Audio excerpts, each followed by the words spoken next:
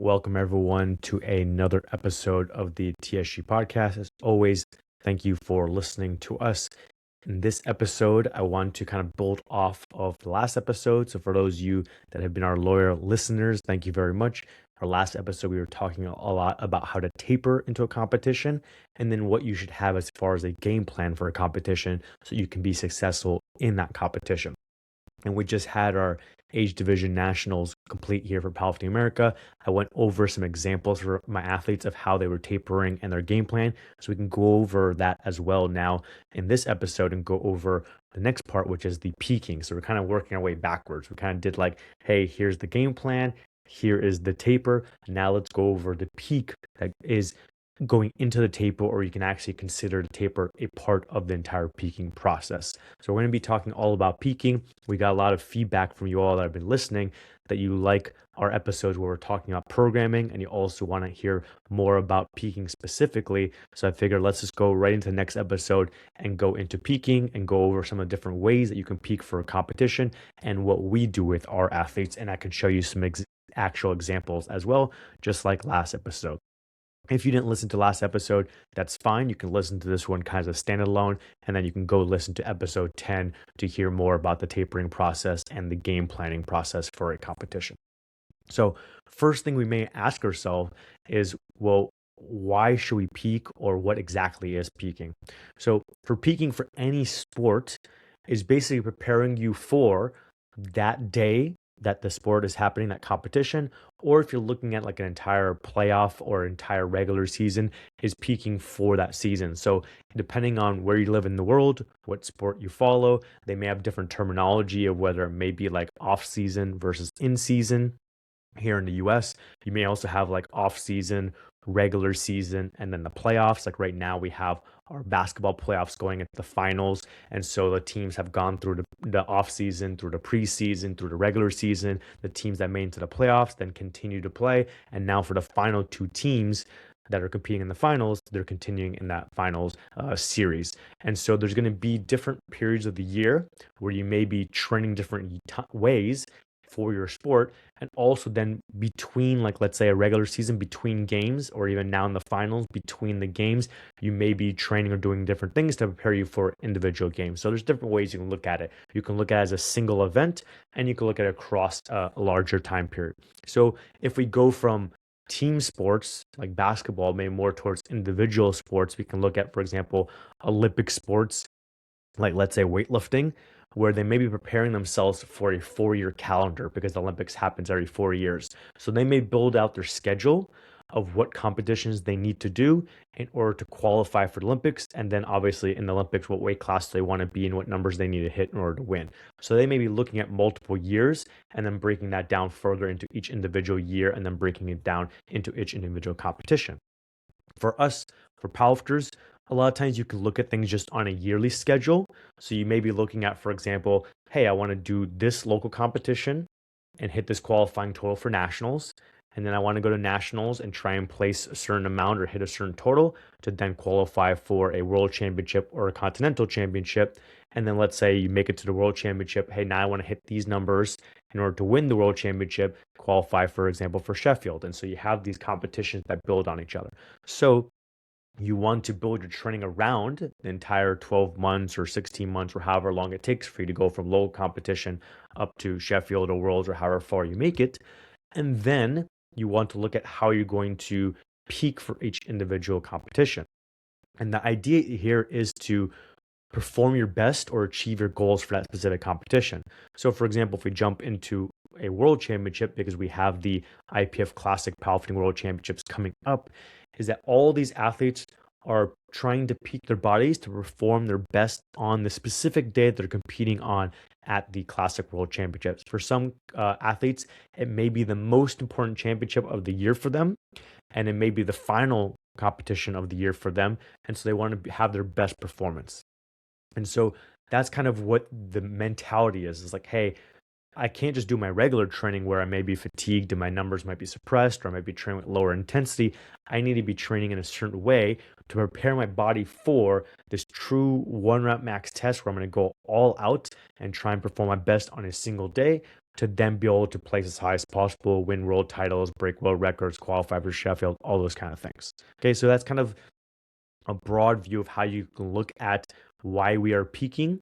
And then, which we'll go into more, is you may determine like when you may peak harder for certain competitions or you may not peak for certain competition. Because obviously, again, if we go back to that example from the local competition to Sheffield, is that the lower competition, the local competition is much lower priority. Sheffield or World Championships are much higher priority. So you may peak to a smaller degree or not at all for the low competition if you just have to hit a minimum total, whereas you may peak as hard as possible and push yourself as hard as possible for the World Championship or Sheffield because you're trying to achieve the biggest goals at those competitions. Okay. Next thing we might ask is like, well, what are the different variables involved in peaking? I kind of already hinted at it a little bit that tapering, you can consider it as part of the peaking process. So if I go ahead and share my screen here, then I can show you a little bit from our mentorship. So this is from our powerlifting coaching mentorship for people who want to become powerlifting coaches, whether it's online or in person. We have pre-recorded lectures as well as different semesters where we do live lectures. And so this is just one of the slides from that. And so this is kind of what we think of when it's the variables of peaking. So one thing is the intensity. Okay, we can't just be training at, let's say, 70% intensity, 75% intensity, 80% intensity, and then think we can just jump straight to 100% or above 100%, try hitting a new personal record. We need to be training near our 1 rep maxes. Okay, and that needs to be for a sufficient time period in order for the body to start adapting to those heavier weights and be able to then properly express their maximum strength in the competition. Okay, this can also be other aspects as well, like making sure things are done to competition standards so that you're ready to go for a pause, for example, when it comes to bench press. And also just mentally being prepared. Okay, some athletes may be able to physically push themselves to a max. Okay, even if their body is not fully prepared for it, they can push themselves to 90%, 95%, may even get to their previous max. But also for some athletes, it can be a mental thing. So if they've only been training, let's say, with 150 kilos, 160 kilos, and now next week, they're like, hey, we're just going to load up 200 kilos or 220 kilos. They're like, oh man, I just been training with 160 and now I got to put a week later 220 on my back. And when they unrack it, it feels heavy. They get nervous, they get scared, they cut their depth, they mess things up. And so there is a physical aspect to it. There's also a mental aspect to it.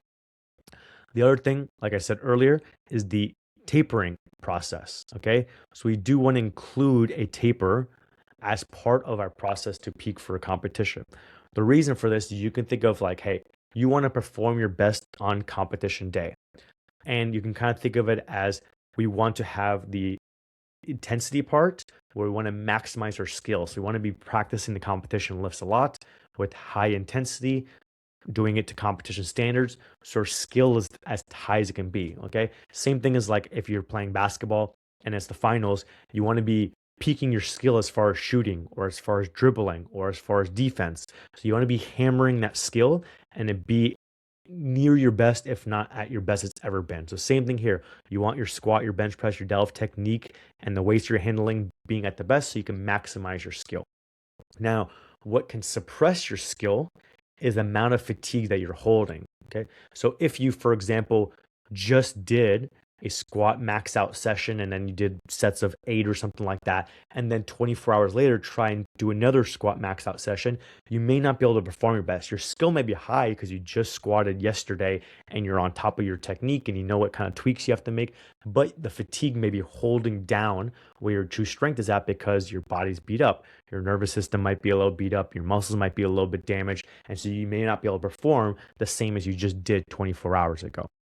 So fatigue is going to suppress where your strength is. So it's a combination of how can we maximize our skill while minimizing our fatigue on the day of the competition to be able to perform our best and express our strength as best as possible. So we do want to have that tapering process in there, which for a lot of people can take 7 to 14 days, depending on how you're doing it. A lot of times we do 7 to 10 days. Typically, we notice for our classic drug tested athletes that we don't have to do a super long taper. So most people can be, 7 to 10 days.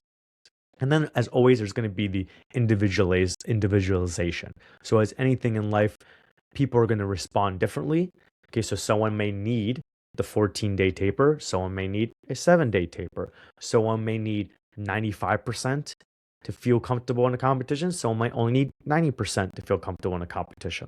Someone may need to peak for 2 weeks and they're ready to go, someone may need 3 weeks or 4 weeks. So there's going to be a little bit of individualization there from person to person. In addition, there may be a little individualization from lift to lift. So for example, someone may need slightly higher intensity for deadlift, but lower volume in order to peak properly and not get too fatigued or get injured. Versus for bench press, they may be able to do high intensity, high frequency, high volume and be perfectly fine with it. So each lift may respond differently based on how you are built, maybe different injuries from different sports or within powerlifting, depending on whether you're in a surplus or deficit, depending on how you're built and the technique that you're using. So different things like that can individualize how you are peaking each lift, and also two different people, how they are going to peak. So these are some of the variables when it comes to peaking that we think of in order to set our athletes up for success. So what are the different ways that we can peak? Does everyone kind of peak the same way? Are there more than one way out there that people are using successfully? So let's take a look at that next. And a couple of the ways that we like to talk about are what we consider the AMRAP method. And then you can call it like the RP method, or you can call it like a top single or top set or a conservative one or a max approach. There's different ways you can kind of name the second method. And also these two things aren't necessarily the only ways to do it. There are ways that you can obviously bring RPE or R regulation to AMRAPs. There are ways obviously that you can bring an AMRAP and a top single or something like that for a top single method. There's ways that you can do outside this, where maybe doing just prescribed percentages going up to a heavy single, or prescribed percentages of like a triple 3 weeks out, a double 2 weeks out, a single 1 week out. So there's lots of different ways that you can peak, but we're just going here over two ways that we see common out there that people use and that us ourselves at the Strength Guys use. So with these methods and any other method, there's always going to be advantages and disadvantages. There isn't one method that is the best method out there for every single person, or else everyone would be doing it. There are different methods out there that are proven to be successful and can be successful for different people in different situations. So for example, when we're looking at the AMRAP method, okay, the advantages here you can see are they assess what a reliable opener should be. In this case, we are doing an AMRAP test with what we think is going to be the opening attempt. So maybe around 90%, 92.5% of your max. You do that for AMRAP, see if you can get 2, 3, 4, 5 reps in. You don't have to go to a true all-out max. You can always do an AMRAP at like an RP9 or something like that. But that gives us an idea of what a reliable opener should be, because if you do it for 2 reps, it's probably not a reliable opener. It's probably too heavy and you have to lower it. If you do it for 3 or 4 reps, then it's probably right on the line of it's a good opener, or just somewhere around there. Once you kind of fine tune your game plan, you may go 2.5 kilos above or below, depending on exactly where you want to open and what kind of jumps you want to do. And then if you're getting, let's say, 5 reps or 5 reps to RP9 or RP8, if you're not going to continue to do more and more reps, then that may be too light of an opener. We may have to actually increase it by a couple percentages to get it to a proper intensity so we can do the weight jumps that we want to do.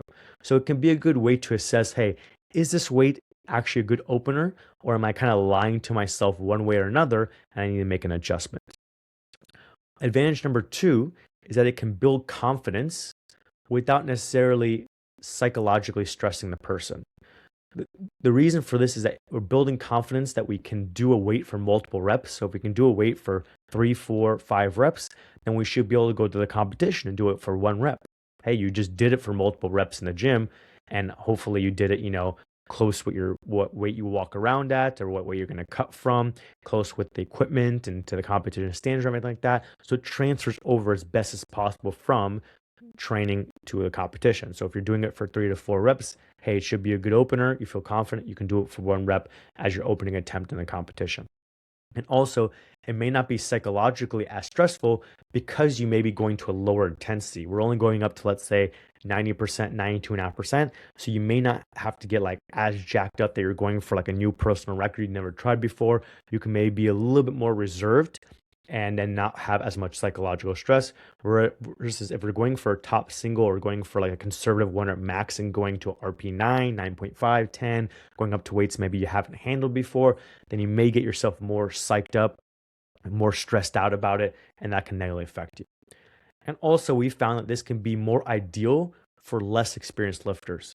As you've maybe seen from your experience with yourself or what you've seen with other people online, and also the research has shown, is that RPEs, autoregulation, can be beneficial, but the more of a beginner you are, the less experienced you are, the more likely you are to overshoot or undershoot, or maybe lie to yourself or do things where you change your technique in order to lower the RP, different things like that. The longer that you've been doing RP training, the longer you've been rating your RPEs, you got more experience, more practice with it, then the more accurate you're going to be.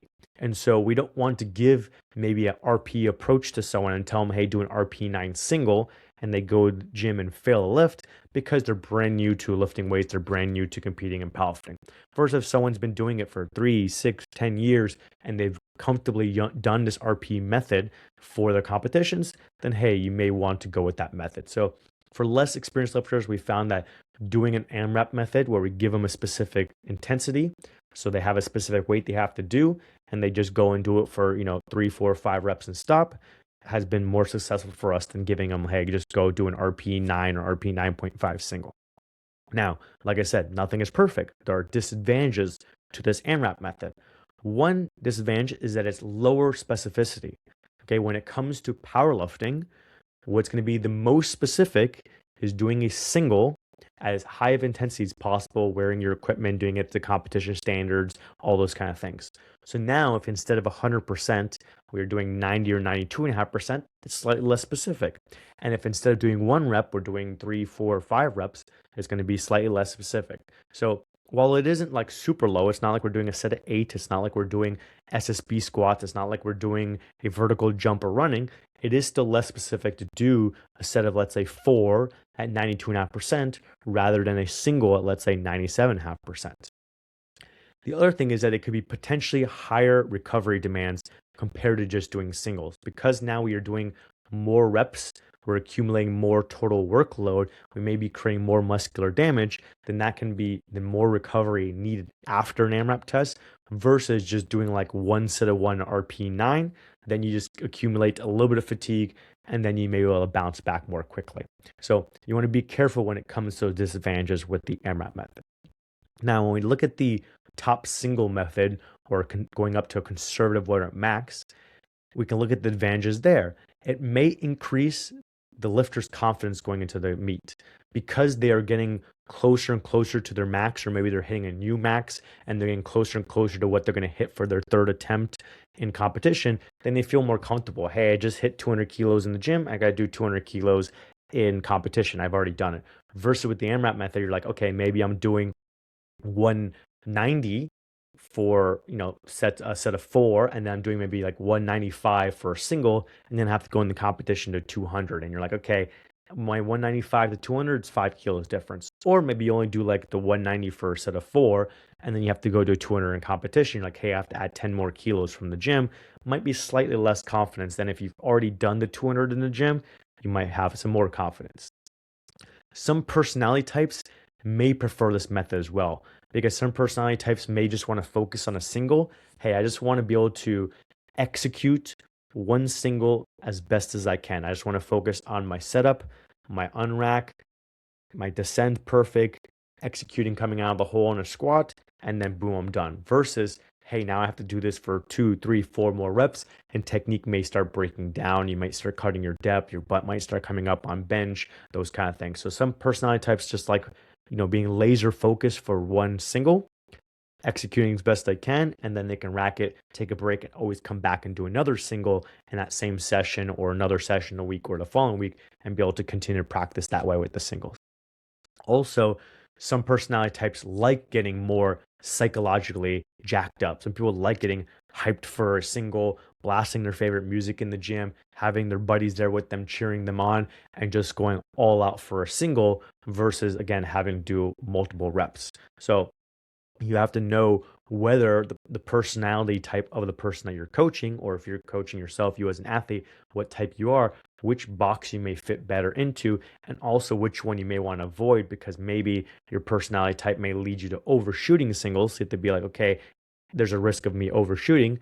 Or is it, well, it may be a better where I can just focus on my execution of a single versus a set of 3, 4, or 5. And like we said earlier, higher specificity because you're going to be doing a single rep and you're most likely going to be doing higher intensity. Now, what are the disadvantages with this method? Like we said, it can be riskier for less experienced athletes because it may lead to overshooting or undershooting, and not only overshooting, but maybe even failing a rep or even getting injured during the process of trying to push themselves. So you have to be careful. Now, again, these aren't the only methods, and there's ways that you can adjust this. So for example, you could tell someone you want them to do a single to RP9 and maybe put some kind of cap of a weight on there as well and say, hey, you're not allowed to go above this particular weight. So that, let's say, an RP9 single should be 190 kilos for that person. And you say, hey, if you're having a bad day, shift that 190 kilos down to 185 or 182.5. And if you're having a good day, shift that 190 up to 192.5 or 195, but then put a hard cap on them on 195 and say, no matter what, you're not allowed to go above 195. That way you're holding them back from trying to push towards like 200 or 205 or 210 and just failing with something that they had no shot at getting. So again, there's different ways that you can adjust these methods, but on their own, the RPE method can be a little bit more risky for less experienced athletes. So if you are someone who's newer, you may want to go with the AMRAP method or maybe more straight percentages. And over time, as you gain more experience, you can look into auto-regulating maybe your accessory work more, auto-regulating your off-season training more, and then learning how to do it during your peaking process. And then, like we also said, it may be more psychologically stressful. So while it may not be as physically demanding to recover from as the AMRAP method, it may be like emotionally and like your central nervous system more demanding to recover from when you are getting really jacked up and going all out for a higher intensity single. So you have to figure out which one fits you best. And if you are someone who's brand new to powerlifting and peaking for a competition, you've never peaked before, then you may want to follow a set program. You may want to work with a coach, and then they will pick a method for you. So maybe they'll go with the AMRAP method. Like oftentimes I may go with the AMRAP method with my newer athletes and then see how they respond to completing the AMRAP method, see how they respond in the competition, and then make adjustments going forward. If you're someone who already has peaked for competitions before, then you want to go and analyze it and analyze how did you peak for that competition? What type of tests did you do? How did you perform in the competition? If you performed well or overperformed, what may be the reasons for you performing that way? If you underperformed, what may be the reasons for why you underperformed? Now, it could maybe be nothing to do with this. It could be maybe that you mess something up on competition day of timing your warm-ups. You messed up something with like your weight cut and you overshot or undershot your cut. You maybe mess something up anywhere else and it may not have anything to do with this, but it may have to do with how you peaked, and you may want to look into it and say, okay, maybe I pushed too hard with my singles and fatigued myself too much physically or psychologically, and then I just wasn't there on game day. Or maybe you push yourself too much and you failed reps and you tweaked something and it held you back on competition day. Or you did the AMRAP method and maybe you pushed too many reps and your technique broke down and everything like that. And then you started squatting high in the competition based on the estimator or maxes that you used off the AMRAP method. So you want to go in if you have data and analyze that data and see whether you maybe want to switch your method or make improvements to the method that you are doing in order to be more successful going forward. And if you don't have any data points, then you may want to, again, work with a coach that can use their knowledge with other athletes to come up with a method for you, or even just going off of some kind of free or some kind of template program out there that has some kind of built-in peaking process. Try out that peaking process and see how it works for you. Next thing I want to go over is Let me jump down here through some more of our slides through our mentorship and show you an AMRAP method to see what that test looks like. Because the AMRAP method is going to have kind of two parts to it. So even though it says AMRAP method, the AMRAP method includes an AMRAP test as well as some heavy singles. So let's jump over to an example of an AMRAP method, and then we can jump over to example of the RP method. So here we have an example program, and we are three weeks out from the competition. So 3 weeks out from the competition, we are going to do our AMRAP test. And so here, if we scroll down to day 3, we can see, and for those that are just listening and you're not watching, you can just, listen to me explain that this athlete is doing 3 training sessions per week. And on their 3rd training session of the week, they're doing their AMRAP test. They're first doing some singles at that weight to get comfortable with that weight and kind of get warmed up and get in the groove and be ready to go. And then for their final set, they are doing their AMRAP. So in this case, for squat, they did 3 singles at 92.5%. And then for their AMRAP test, they did 3 reps. For their bench, they also did 3 singles at 92.5% to warm up. And then they did 4 reps for their AMRAP test. And then finally for deadlift, they did 2 singles at 92.5%. And then they got 3 reps in for their AMRAP test. Okay, so we did our AMRAP test here at 92.5%, and they got 3, 4, and 3 reps. And we can use that to then assess whether these weights are good openers for that person or whether we need to make adjustments. Now, the second part of the AMRAP method, once they've done this AMRAP test 3 weeks out, is let's use these numbers, 92.5% at 3 reps. In this case, let's say 212.5 kilos at 3 reps on squat, to estimate what their 1 rep max will be.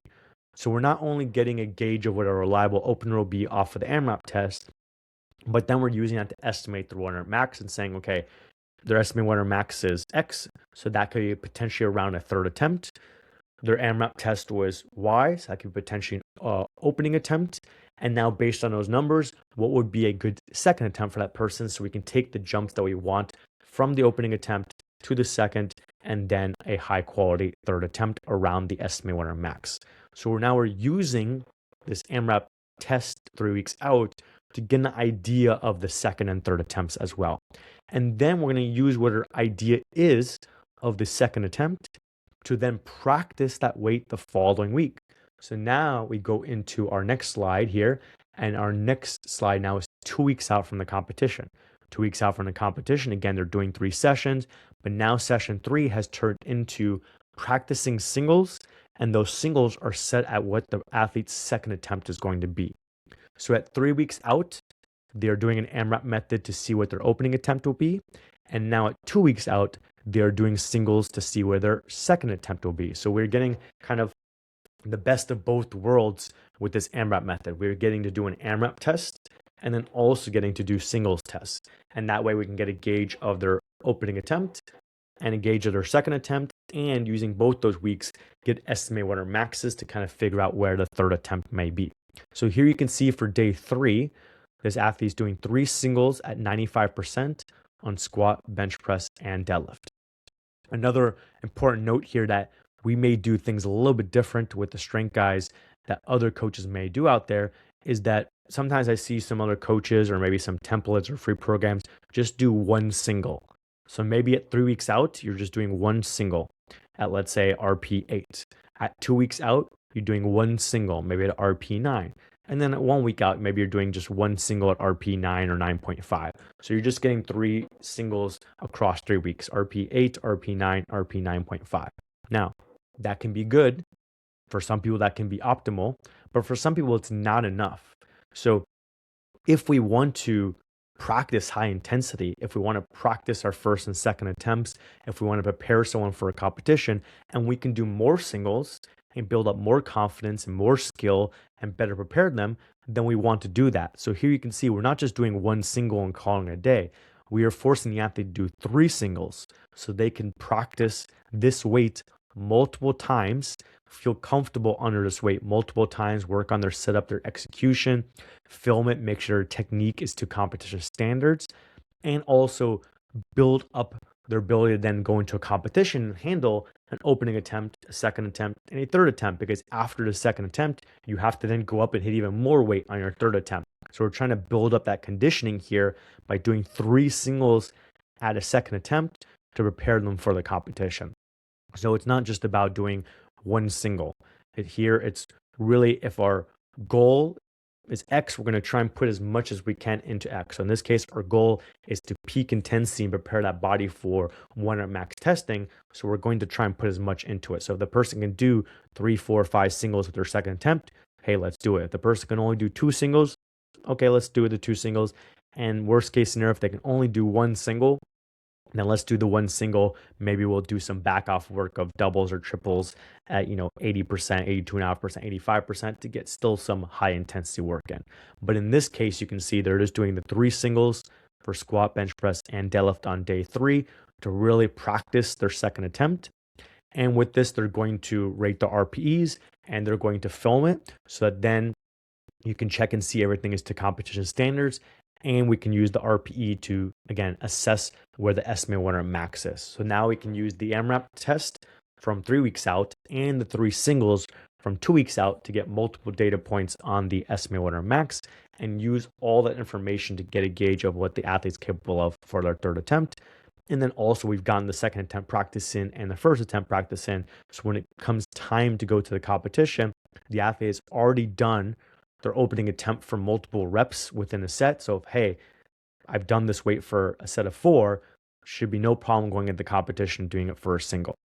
And then if they've done the second attempt for 3 singles, 4 singles, 5 singles, they should have no problem going and doing it for 1 single and then be able to go do more afterwards.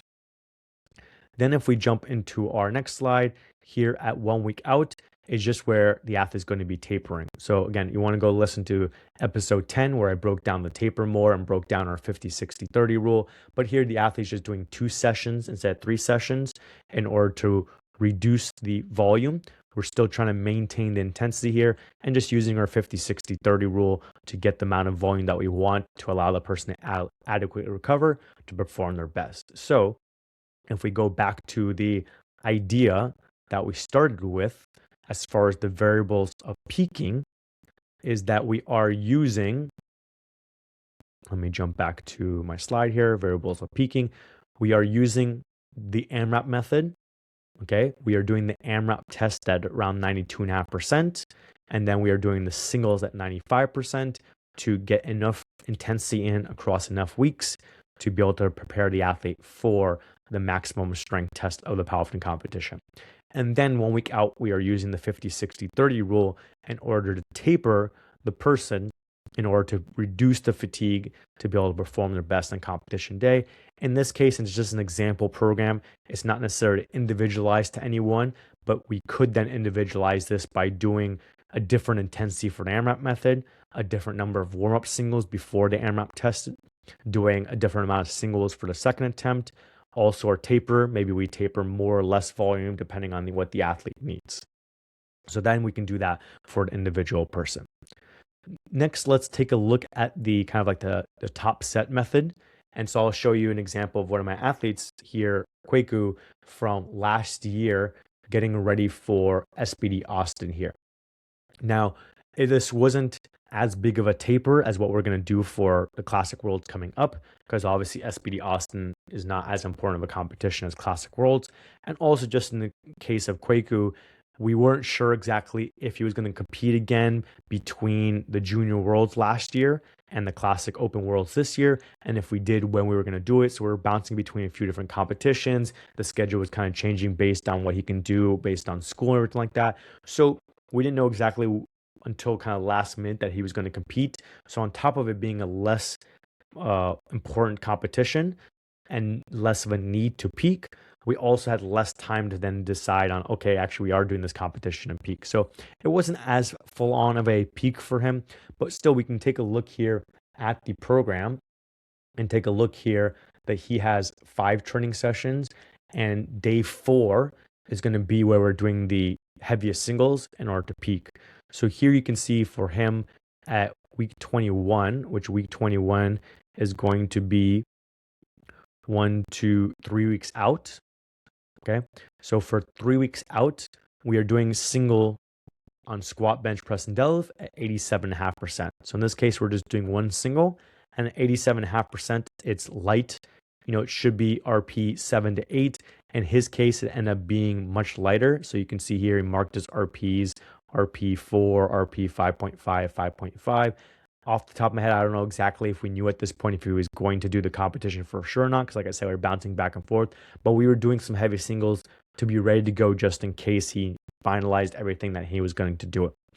Now you can see when we go into the following week, 2 weeks out, the intensity jumps up to 93% for squat, 92.5% for bench press, and 90% for deadlift for singles. Now with this, since Kwaku is a little bit more experienced, I also gave him RPs and I said, hey, push for an RP 8.5 so we can get to something between a first and second attempt and kind of get some heavier loads under him. Since he was marking things at RP 6 and below at 3 weeks out, we want to get him to some higher RPs and get him ready for this competition. Even if it's less important, we still want to test things out and see how we are working well with each other, since we kind of started recently with each other at this time when we were doing this competition last year. So I told him, hey, push yourself to an RP 8.5. This is just a guide as far as the intensity and the range. So for example, for squat, the range was 200 to 210 kilos or 440 pounds to 463 pounds. And then if we hop over to day 4, you can see he actually did 465 pounds. So we did the top end of about 210 kilos, 465, and it was an RP 8.5. And then you can see for bench, the single he did was an RP 9. For deadlift, he didn't mark the RP. This is just part of real life as well. So you guys can see here a real life example when it comes to us coaches coaching you athletes that are listening, is that not every time our athletes going to fill out all their stuff as far as the RPs, their check-ins, recording their videos, that kind of stuff. So I don't have that data point here for you as far as the deadlift, but most likely it was just around, RP 8 to 9, just like the squat and the bench press. Then when we jump into 1 week out, you can see 1 week out, I pushed the squat up to 95% single, the bench up to 94% single, and the deadlift up to 91% single. And then I gave him this time a number to shoot for. So I said, hey, based on your 210 from last week, let's try and hit 212.5 kilos on squat. Okay. For bench here, you can see 132.5 and deadlift 235.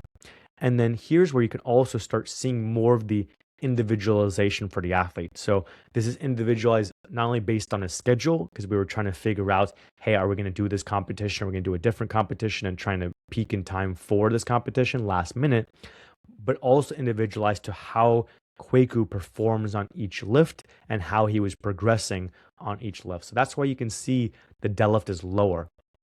For Kwaku, it's normal that he's going to be more fatigued in training based on the high frequency and the high volume he does. You can see here, day 1 is doing SBD plus accessory work. Day 2 is SBD plus accessory work. Day 3 here, we were doing squat and bench plus accessory work. Day 4, SBD plus accessory work. And then day 5 here, bench plus accessory work. And if we take a look at his volumes, you can see here, if you want to look at the kilograms, 10,000 kilograms on squat, 11,000 on bench, for 6,000 on deadlift. Based on our data, his relative volume was considered very high for all 3 lifts compared to other people that we have data on across multiple athletes, across multiple coaches over the years. And so he's doing high frequency, high volume training, which does have him deadlifting in a more fatigued state. And also we're doing deadlift as the final lift of the session. So again, in more fatigued state. So it is standard for him to underperform on deadlift. So if we did whatever 90% on squat, bench press, and deadlift, his 90% deadlift will might be 1 or 2 RPs higher than what he'll hit on squat and bench press. So that's why I had to lower the intensity, individualizing it for him specifically for deadlift here. So based on those intensities, we have a range here of what weights he can hit. And I told him kind of like what to aim for, what's like the most likely number he's going to hit based on previous data and how he's performing the previous week. So then if we hop over to his training journal, you can see he ended up hitting 500 pounds or 227.5 for an RP 9.5 on squat. So he did hit above what we were aiming for by quite a bit, but he did also overshoot it a little bit by getting up to like a 9.5. It would have been maybe better to get to like an RP 9. So maybe if he hit like 485 as a top end, may have been better for him, maybe 490. For bench press here, he ended up hitting 304, so around 137.5. So he overperformed a little bit. We were aiming for 132.5. So we had a little bit of better session here for bench press compared to previous week. Still maybe a little bit high in RP, but bench tends to recover more easily. So I wasn't as concerned with the bench press here. And then for the deadlift here, you can see deadlift actually went well. 532 pounds he hit. And our goal here was top end was 240 kilos, which is around 528 or so. And so he basically overperformed here on deadlift. So good session here overall with the singles. And now he's pretty much peaked. Now, is it the best peak for him? No, because we didn't have as much time. And also the week 21, the 3 weeks out, the RPs were fairly low. We were only able to get one single in per week per lift, but we still were able to get some RP 8.5 to 9.5 work in. So he was able to handle some weights in the first, second attempt range, build some confidence, give us an idea of what we can do in the competition. And then based on that, we went ahead and we built out our game plan. And then based on that game plan, we can always pull up his meet results here real quick if you all want to look at it and see how he did at SBD Austin, which is he got 3 for 3 on squat. He hit the 227.5 kilo squat, 500 pounds, which matched what he hit in training. So RP 9.5 in training, and he was able to hit it in competition. Probably easier than RP 9.5. If you go to his Instagram, you can go look up his competition video and see he actually probably did better than that. For bench press, he ended up hitting 137.5 kilos or 303 pounds. So right around what he would hit here as a RP 9.5. He did have some more in him there. So, maybe he could have done 140. So maybe overperformed on both the squat and bench press. For deadlift, we had a little hiccup on the opener, was just a little technical balance thing, but he ended up hitting 257.5 kilos. So you can see compared to what we were hitting in training, where I was hoping he can get to like 230 to 240, and he hit 257.5. If I convert that to pounds for you all, that's about 567 or 568 pounds. And so he did much better than what he was hitting here. And even his final session hit 532. So he ended up hitting about 35 pounds more than that. And this is one session where it actually did indicate that he was capable of that with this estimate winner max. Whereas we look at the previous week, if we look at 2 weeks out, again, he didn't mark the RP here. So let's look at 3 weeks out. For 3 weeks out, it didn't show it, but the RPs were 5.5. So it wasn't as accurate of an assessment there at that low of an RP. But I know from our experience together that he does tend to be a little more fatigued in training. And so that's why we do those lower weights, and he only got up to 530. But from 530, he felt comfortable he can then do the 567 in competition. And you can see his previous meet result here was the sub-junior and junior worlds. And then about 3 months later, he was able to put 20 kilos on his total, going from 602.5 to 622.5. He did have more in the tank on the lifts, especially on squat, a little bit more on bench press, though it's worth noting that he didn't cut weight for this competition. So you can see he is 3 kilos heavier and also not traveling. So traveling from US to Costa Rica and cutting down to 59s has a little bit of effect compared to staying within the US and not cutting down. Now he has Classic Worlds coming up next. He obviously has to cut down for that. We'll see how he performs there. But this just shows you an example of using that kind of top single approach. And then you saw the example of using the RPE approach. So those are two different ways, the AMRAP method approach.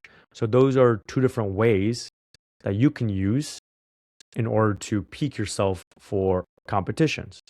I'll show you another example as well of the singles method. So I'll pull up one of my lifters that we discussed on the last podcast.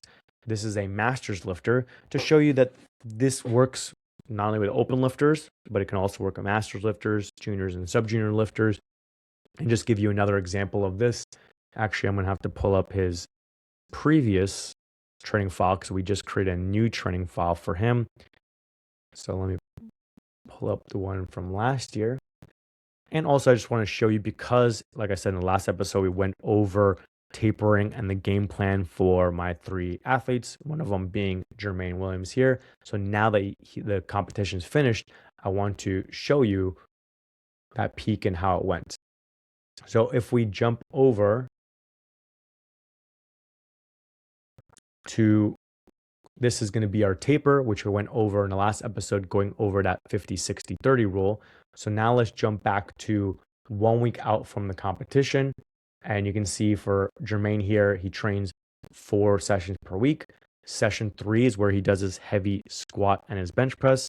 So you can see at 1 week out, he was doing 3 singles at 97.5% on squat, 3 singles at 96% on bench press. And then day 4 is when he does his heavy deadlift. So a separate session for deadlift. He did 3 singles at 97% for deadlift. So these were the heaviest singles that he did. And for squat, I marked him and he agrees, at RP 10, which makes sense. He's at 97%. Bench was the easiest of the 3, so I marked it at RP 9. And then deadlift was a little bit harder, but still marked it at a RP 9. So you could see 1 week out from the competition, he's hitting about RP 9 to 10 singles.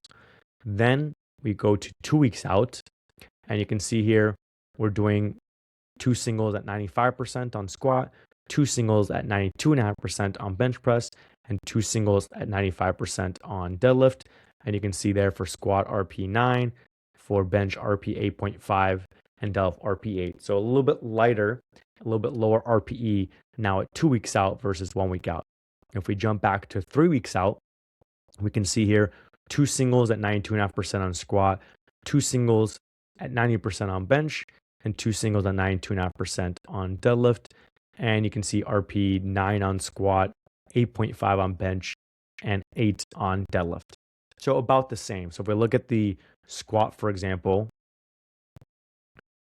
he went from 180 at RP 9 to 185 at RP 9. So he's able to maintain his RP there, execute better that day, and then 190 at RP 10. And then if we take a look at what he actually did in the competition, you can see he ended up hitting 192.5 in the competition, and that was an RP 10 as well. So we kind of built him up here from the 180 to 185 to 190, building up the singles and doing multiple singles. And then we were able to taper him, take that fatigue away, and improve on competition day and hit 192.5. If we take a look at the bench press, he hit 132.5 at RP 8.5. Then he hit 137.5 at RP 8.5. So much better here at 2 weeks out than 3 weeks out. And then at 1 week out, hitting 142.5 at RP 9. And then 147.5 in the competition. So in this case, we didn't get to go as high of an RP on bench press compared to squat, just the way the lifts were progressing, but we still were able to get RP 9 single in. And you can see that RP 9 single at 142.5 estimated out to 147.5, and he was able to hit the 147.5 in the competition, and that was basically an RP 10 max as well. So that kind of translated exactly from how training was going, maybe a slight improvement. And then if we take a look at the deadlift hit 215 at RP 8. Sorry, I hit the wrong button.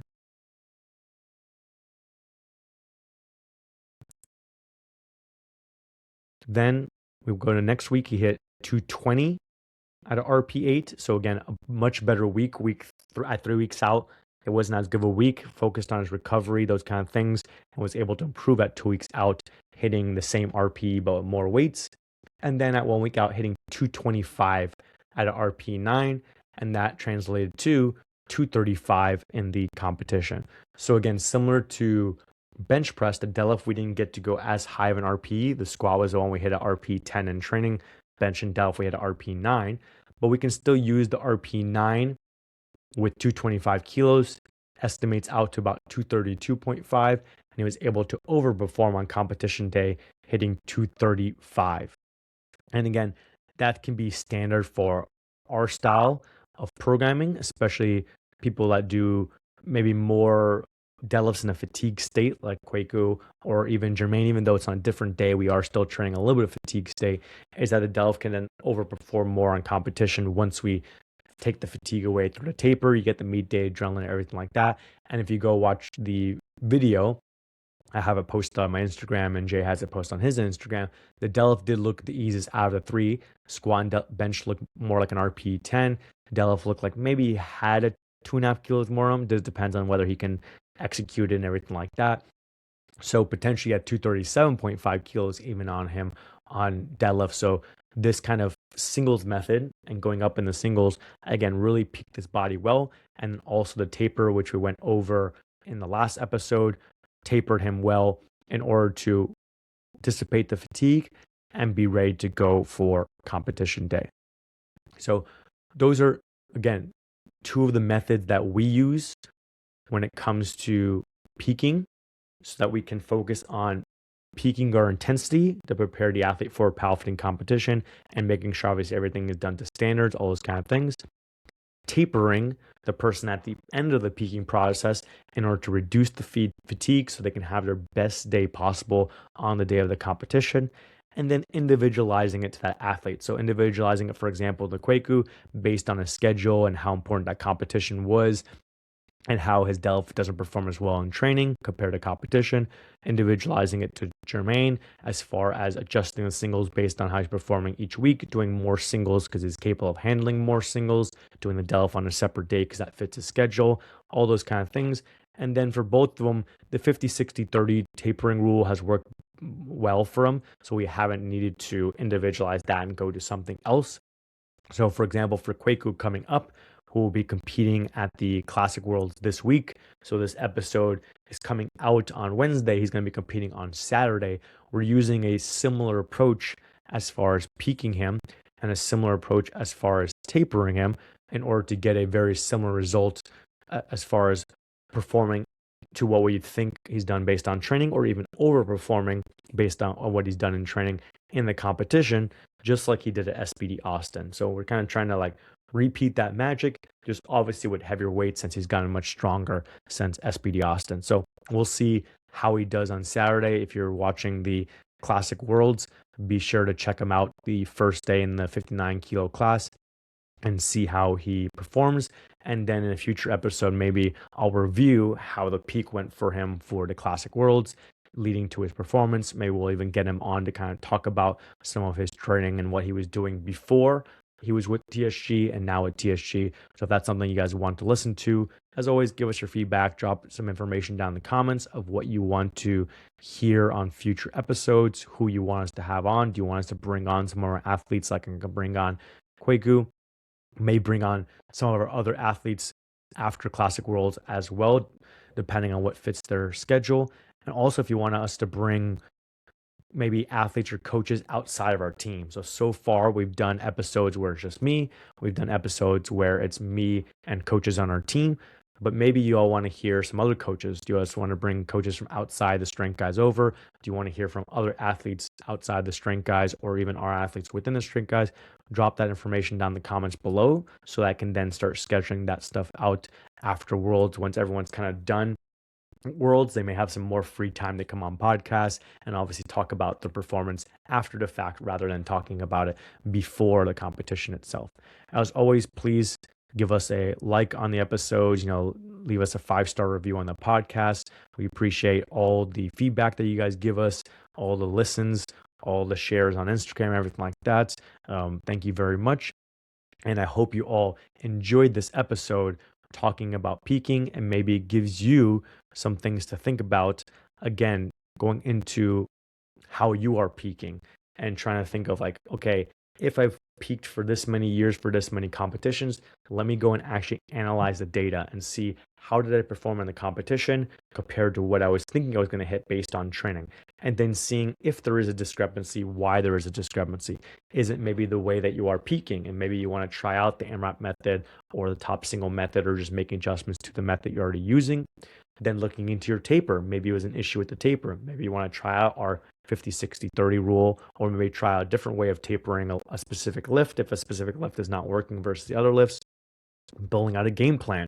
So again, go listen to episode 10 about building out a game plan. Maybe that's something that you need to work on there. And if you want to get more information about the strength guys, always down in the description below. We'll have information about our coaching if you want to work with us, information about our mentorship if you want to hop on our next semester of our live mentorship, or if you just want to listen to our pre-recorded lectures so you can kind of learn some of the slides that I'm sharing here with you. But that's all I have for you all. Again, thank you all for listening, and I'll catch you guys in the next episode.